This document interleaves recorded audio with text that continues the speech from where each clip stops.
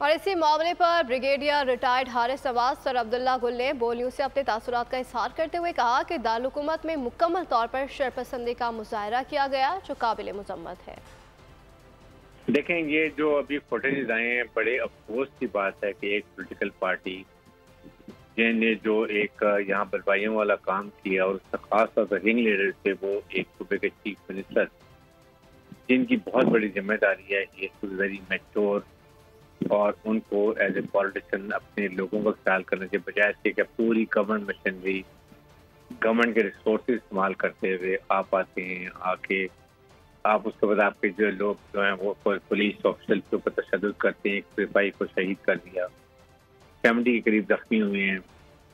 24 آپ police civil dress میں لے کر آئے ہیں، اس کے بعد آپ کے 2 کے لوگ تھے جن نے سرکاری املاک کا نقصان بچایا،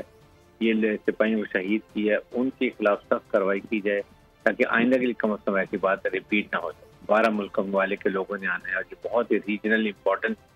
میٹنگ ہے جس میں بڑے اچھے آئیں گے اور پاکستان امیج بڑا بلڈ ہوگا۔ آپ نے اس کو تباہ کرنے کی کوشش کی۔ جب یہ احتجاج کا ابتدا ہوئی تو باقاعدہ میڈیا نے تصاویر دکھانا شروع کر دی، فوٹیجز دکھائیں جس کے اندر باقاعدہ اسلحہ بردار جو ہے وہ اپنا ویپن شو کر رہے ہیں اور بتا رہے ہیں کہ ضرورت پڑی تو ہم اس اسلحے کو استعمال کریں گے، گلیل اور ان کے اندر کنچے رکھ کے جو ہے وہ لوگوں کے اوپر مارنے کے لیے۔ یہ تو پھر پہلی بات یہ ہے کہ جو یہ کہہ رہے تھے یا تو وہ اندھے تھے یا وہ جھوٹ بول رہے تھے، کیونکہ پرامن احتجاج تو یہ بالکل نہیں تھا۔ اسی طریقے سے جب مئی کے اندر تحریک انصاف اسلام آباد آئی تو پورا بلو ایریا جو تھا اس کو آگ لگا دی گئی اور یہ وہ منظر تھے جو کہ پوری دنیا نے دیکھے۔